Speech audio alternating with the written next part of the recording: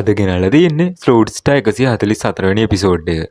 ඔයාලට මතක ඇතිනේ කලින් එපිසෝඩ් එකේදී ලූෆන් පෘථිවියට සමු දීලා අනෙක් තරංකරුවන් එක්ක virtual universe කම්පැනි එකට එනවා අවුරුදු 30ක පුහුණුවක් සඳහා. ඉතින් virtual universe කම්පැනි එකට ආපු ලූෆන් තරංකරුවන් ටික ස්වාඩ් මාස්ටර් එක්කන් යනවා චාවුස් වල තියෙන ටූස්ටෝන් රූම් එකට. එහෙනම් subscribe කරලා like එකක් දාලා set වෙන්න. අපි යමු අද අපේ එපිසෝඩ් එකට.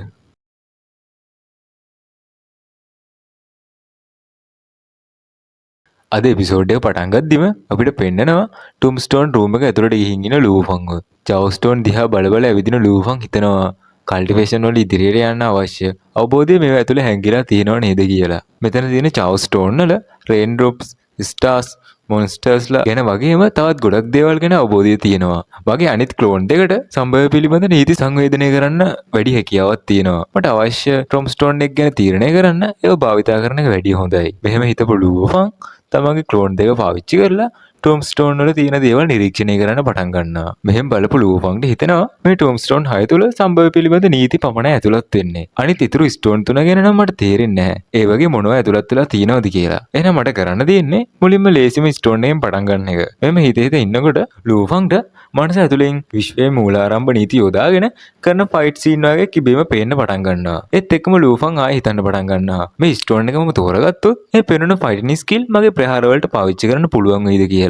මෙහෙම කල්පනා කර කර ඉද්දි බෑග්ග්‍රවුන්ඩ් එකෙන් ඇනවුස් කරනවා. ඔබට මේ තියෙන චවුස්ටෝන් අවබෝධ කරගන්න අවශ්‍ය නම් වර්චුවල් නෙට්වර්ක් එක හරහා ස්කයි කනෙක්ටින් බ්‍රිජ් එකට ඇතුල් වෙන්න කියලා. ඊළඟ සීන් එකෙන් අපිට පෙන්නනවා ලූෆන් ස්කයි කනෙක්ටින් බ්‍රිජ් එක ළඟට ඇවිල්ලා ඉන්නවා. මේත් එක්කම මෙතෙන්ට එනවා කැන්බෝ. කැන්බෝ දැක්ක ලූෆන් ටිකක් පුදුම වෙනවා. ලූෆන් අහනවා ජෙස්ට් කැම්බෝ ඔයා මොකද මෙතන කරන්නේ? ඒත් එක්කම කැම්බෝ කියනවා මගේ ප්‍රධාන විඥානය හැම වෙලාවෙම මෙතන තියෙනවා. ස්කයි කනෙක්ටින් බ්‍රිජ් එක ආරක්ෂා කරන්න. ඔයා කලින් දැක්ක ඔක්කොම දේවල් මගේ ඉලූෂන් ක්ලෝන්. මෙහෙම කියපු කැන්බෝ ලූෆන්ට අතලත දෙනවා. කැන්බෝ කියනවා ඇත්තටම මේ අපි හම්බ වෙච්ච පළවෙනි අවස්ථාව.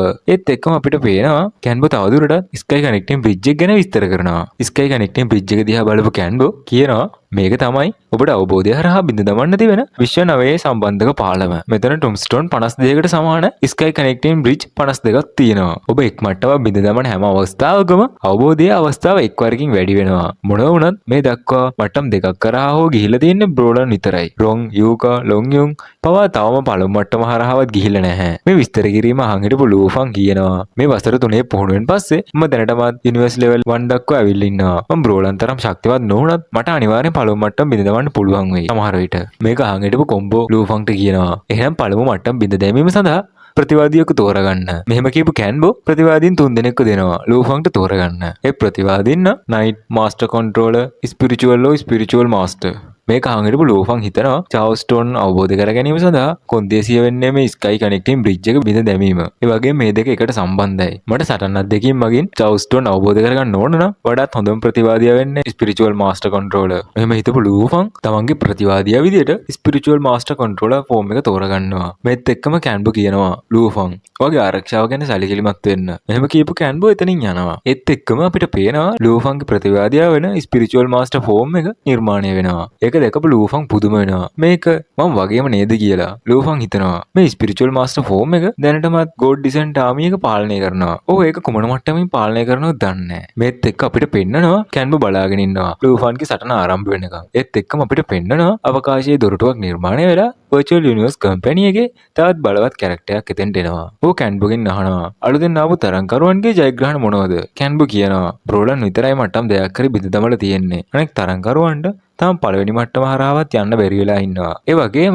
තව දෙන්නෙක් ඉන්නවා මට්ටම් බිඳ දමන්න පටන් අරගෙන තියෙන. ඒ වගේම ඔවුන්ගෙන් එක්කෙනෙකුට ඔබට හා සමාන විශ්ව නවනිකායක් තියෙනවා. මේක අහන් හිටපු virtual universe කම්පැනි එකේ ප්‍රබලය ටිකක් පුදුම වෙනවා අපිට පේනවා. ඒත් එක්කම ඒ සීන් එක කට් කරලා ලූෆන් ෆයිට් එක පටන් අරගෙන තියෙනවා අපිට පේන්නනවා. ලූෆන් third form of god descent army heavenly sword form එක පාවිච්චි කරලා ඇටැක් කරන්න පටන් ගන්නවා. ලූෆන්ගේ මේ ටෙක්නික් එකත් එක්ක ස්පිරිචුවල් මාස්ටර් ෆෝම් එකට ටිකක් සටන් කරන්න අමාරු වෙනවා. ඒත් එක්කම ටික වෙලාවකින් අපිට පේනවා ලූෆන් පාවිච්චි කරපු ටෙක්නික් එකම කොපි කරලා ස්පිරිචුවල් මාස්ටර් ෆෝම් එක ලූෆන්ට ආයෙත් පහර දෙනවා කියලා. මේ එල්ල කරන පහර නිසා ලූෆන් පරාද වෙනවා. මේක බලන් හිටපු කැන්බෝ සහ virtual universe කම්පැනි එකේ ප්‍රබලයා ටිකක් බලාපොරොත්තු කඩ වෙච්ච බවක් අපිට පෙන්නනවා. අලුත් සීන් එකකින් අපිට පෙන්නනවා ලූෆන් තනියම වාඩි වෙලා කල්පනා කර කර ඉන්නවා. ඔහු හිතනවා ඒ ස්පිරිචුවල් මාස්ටර් ෆෝම් එකට ඔහුගේ ප්‍රහාර වලට සම්භව නීති ඇතිලත් කරගන්න පුළුවන් වෙලා තිබ්බා. පේන විදියට ඔහු මට වඩා චවුස්ටෝන් අවබෝධ කරගෙන තියෙනවා වගේ. මේ හේතුව නැතුව නිසා මම ලේසියෙන්ම පැරදුනා. මේක අහන් හිටියේ බාබටා කියනවා කලබල වෙන්න එපා. පළමුවර අසමත් වීමේ සම්භාවිතාව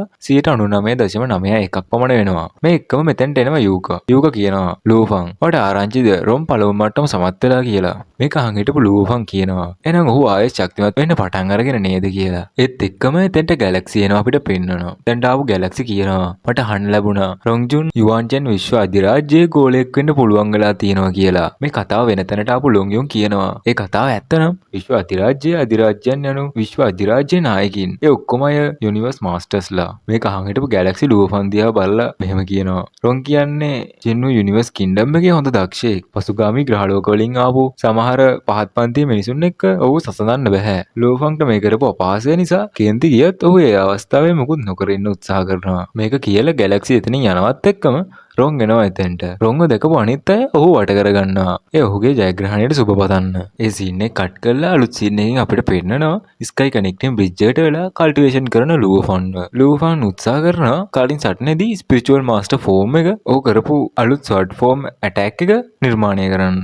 ඒත් අන්තිමේදී ඔහුට ඒක කරන්න බැරුව යනවා. ලූෆන් හිතනවා ඔහුගේ ඇටැක් එක කොපි කරන්න හැදුවට වැඩක් නැහැ. ඒත් චාව්ස්ටෝන් අවබෝධ කරගන්න කලින් ස්කයි කනෙක්ටින් බ්‍රිජ් එකේ පළමු මට්ටම් බිඳ දමන්න ක්‍රමයක් හොයාගන්න ඕන. මේ දේවල් ගැන හිතමින් ඉන්න ලූෆන්ට නමක් සඳහන් නොකරපු ඊමේල් එකක් එනවා. ඒකේ කියනවා ඔබ හෙවන්ලි ඩිසෙන්ට් ට්‍රූප්ස් එක පාවිච්චි කරනවා රළු වැඩි. ඔබ චාව්ස්ටෝන් අවබෝධ කර ගැනීමේ මාර්ගයේ ආරම්භයේ ඉන්නේ. ඒක නිසා බ්ලඩ් ෆ්ලෝ මිලදීගෙන ඔබේ අත්වියාරම දියුණු කරගන්න කියලා. මේක දැකපු ලූෆන් හිතනවා මේ නිර්නාමික ඊමේල් එක කවුද දන්නේ ඇව්වේ කියලා. මේක අහන් හිටපු බාබටා කියනවා ඔයාගේ ස්කයි කනෙක්ටින් බ්‍රිජ් එකේ වුණ සටන ගැන ඔයා බලන්න පවා ඔහුට බලය තිබිලා තියෙනවා. පේන විදියට ඔහු අවම වශයෙන් අමරණීය මට්ටමේ කෙනෙක්. ඔවුන්ගේ හැකියාව නම් අති විශිෂ්ටයි. බාබටාගේ මේ පැහැදිලි කිරීම අහගෙන හිටපු ලූෆන් කියනවා මේ දවස්වල නම් මාස්ටර් ජියුජුන් චාව්ස් නගරයෙන් පිටතට ගිහින් ඉන්නේ. ඔහු නැති දවස්වල ඔහුගේ වැඩ බලන්න ඔහුගේ ගෝලයෙකු වන කිං ලොංගුපත් කරලා තියෙනවා කියලා මට අහන්න ලැබුණා. ඉතින් ඔහුද මේ ඊමේල් එක ගෙවන්න නැත්තේ. මේක අහන් හිටපු බාබටා කියනවා හැබැයි තව එක සම්භාවිතාවක් තියෙනවා. සිටි ඔෆ් චාව්ස් වල ඔයා තෝරගත්ත චාව්ස් ස්ටෝන් එකට අනුව මාස්ටර්ස්ලා ඔවුන්ගේ සිසුන් තෝරගන්නවා. පේන විදියට 9 යුනිවර්ස් සෙට් එකෙන් තමයි ඔයා ටෙස්ට් කරන්නේ. ලූෆන් කියනවා 9 යුනිවර්ස් සෙට් එකේ මාස්ටර් ඒ කවුද? මං හිතන්නේ 9 යුනිවර්ස් සෙට් එකේ වැඩිමහල්ලෙක් වෙන කින් හෙයිගු හෝ කින් ෂෙන්යන් තමයි එවන්නේ නැත්තේ. ඔයාට උන්ගේ ශිෂ්‍යෙක් වෙන්න පුළුවන් වුණොත් ඔයා ගොඩක් වාසනාවන්තයි. ඒ වගේම ඒ ඊමේල් එක කියලා තිබ්බා බ්ලඩ් ෆ්ලෝ මිලදී ගන්න කියලා. බ්ලඩ් ෆ්ලෝ රාස්තාක්ෂණයේ නිර්මාතෘ වන ලියන් ලූවෝ ඔවුන්ගේ මඟ පෙන්වීම යටතේ දියුණුණු බව වාර්තා වෙලා තියෙනවා. මේ දේවල් අහන් හිටපු ලූෆන් කියනවා එහෙනම් මේ ඊමේල් එක එවපු කෙනා ජෙස්ට් ලියන් ලූවෝ වෙන්නේ නැති. ඒක එහෙම නෙවෙයි කියලා ඔලුව වනපු බවටා කියනවා ලූෆන්. ලියන් ලූවෝ වර්චුවල් යුනිවර්ස් කම්පැනි එකට ජොයින් වෙලා වසර ලක්ෂයක් ඇතුළත අමරණීය මට්ටමට පැමිණියා. ඒත් අවාසනාවකට ඔහු වැඩි කල් යන්න කලින් මිය ගියා. ඔහුගේ මරණය වසර බිලියන 100කට කලින් චාව්ස් නගරයේ සිදු වුණේ. ඒක නිසා ඒ ඔහු නම් වෙන්න බෑ. හැබැයි බ්ලඩ් ෆ්ලෝ තාක්ෂණය නම් පැහැදිලිවම දක්ෂයෙකුට විතරක් අත් කරගන්න පුළුවන් ප්‍රතිඵලයක්. ඒක අනිවාර්යයෙන්ම ඔයාලට ප්‍රයෝජනවත් වේවි. බාබටාගේ මේ කතාව අහන් හිටපු ලූෆන් කියනවා ඒක එහෙමනම් මම කොහොමද බ්ලඩ් ෆ්ලෝ ලබා ගන්නේ? බාබටා කියනවා ඒක නම් ලේසි. ඔයාලට පුළුවන් වර්චුවල් යුනිවර්ස් කම්පැනි එකෙන් ඔයාලට හම්බෙච්ච ලකුණු එක හොමාරු කරගන්න. බ්ලඩ් ෆ්ලෝ එක ලකුණු 800ක් විතරයි වෙන්නේ. ඒක අහන් හිටපු ලූෆන් කියනවා ඒ ඔයාලට මතක නැද්ද?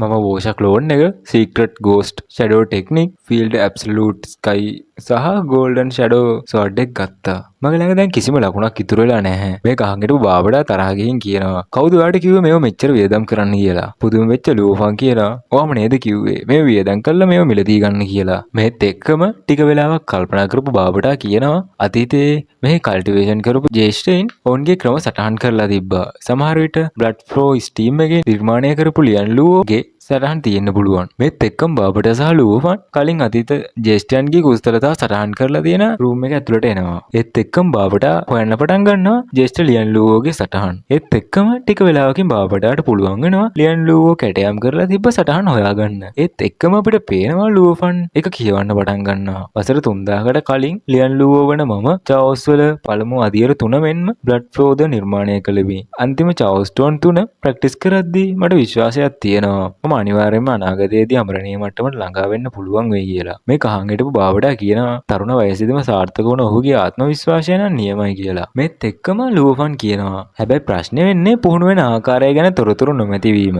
හැබැයි ජේෂ්ඨ ලියන් ලූවෝ මේ සටහන තිබ්බේ නිකන් පේන්න විතරක් වෙන්න බෑ. මෙහෙම කියපු ලූෆන් කල්පනා කරන්න පටන් ගන්නවා. මේ අදියර තුන තේරුම් ගන්න වසර 3000 ගත කළ ඔහු ඉවසිලිවන්ත පුද්ගලයෙක් වගේ. ඒත් එක්කම ලූෆන් බාබටාට කියනවා බාබටා පරීක්ෂා කරලා බලන්න තවත් කැටයම් තියෙනවද කියලා. ටික වෙලාවකට පසුව පරීක්ෂා කරපු බාබටා කියනවා මම ගොඩක් වාරයක් ස්කෑන් කරලා මට හොයාගන්න පුළුවන් උනේ අලුත් දත්ත ටිකක් විතරයි. ඒත් ඒ මුළු සටහනේ 72ක ප්‍රමාණයක් විතරයි. බාබටා මෙහෙම කියනවත් එක්ක අද එපිසෝඩ් එක ඉවර වෙනවා. ලයික් එකක් දාලා සබ්ස්ක්‍රයිබ් කරලා පළවෙනි කමෙන්ට් එකේ තියෙන WhatsApp සහ Telegram group වලට join වෙන්න.